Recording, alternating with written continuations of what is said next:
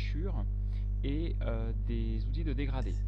Donc les hachures et les dégradés s'utilisent de la façon suivante. Donc il faut d'une part que nos formes soient parfaitement fermées pour pouvoir être remplies. Si ce n'est pas le cas, la hachure ne fonctionnera pas. Nous pouvons également hachurer et remplir de dégradés, par exemple des formes qui ont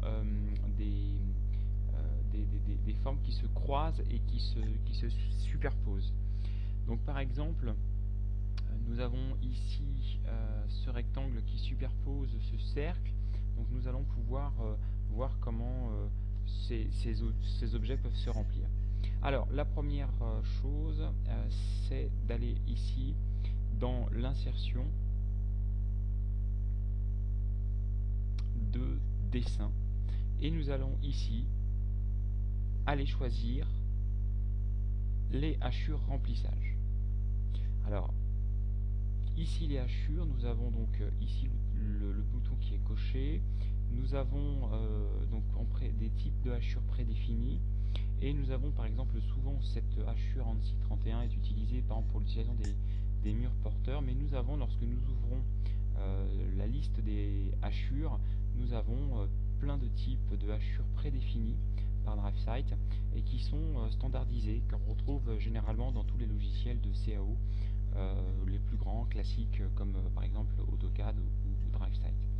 Donc nous avons ici la hachure ANSI 31 que nous avons sélectionnée et nous allons ici spécifier par un point ici l'endroit où nous voulons appliquer cette hachure. Alors en cliquant ici par exemple dans ce cercle là, le cercle, vous apercevez qu'il devient en surbrillance et nous allons saisir la touche entrée.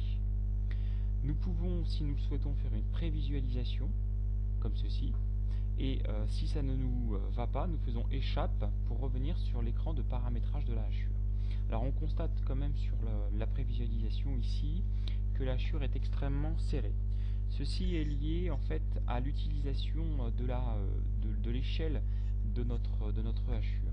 Alors par exemple, on pourrait ici au lieu de 1 appliquer une échelle de 2 qui nous permettrait, si nous faisons à nouveau une prévisualisation, d'augmenter un petit peu l'espace entre chaque hachure. Voilà, qui est plus correct.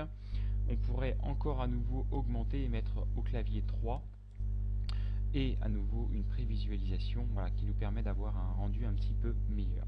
Si cela nous convient, nous pouvons soit continuer les paramétrages par exemple ici, notamment je pense à l'angle de position de la hachure. Donc en changeant l'angle ici, en revenant sur cette position là, nous pouvons effectivement, il est intéressant de pouvoir appliquer des positions un petit peu différentes de hachure. Si tout ça nous convient, alors très bien, nous allons pouvoir faire OK. Alors nous avons également la possibilité, plutôt que de mettre un point lors de la saisie de hachure, nous avons la possibilité de insérer une hachure, pas sous forme d'un point à l'intérieur d'une forme, mais en sélectionnant l'entité que nous souhaitons hachurer. Alors, par exemple, nous voulons hachurer cette entité là, elle est en mode de présélection, nous faisons entrée.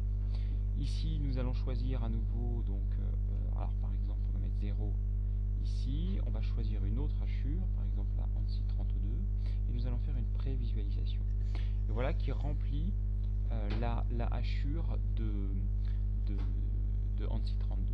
Voilà pour les hachures. Je vous donne rendez-vous dans le chapitre suivant pour les dégradés, pour voir comment les dégradés s'appliquent.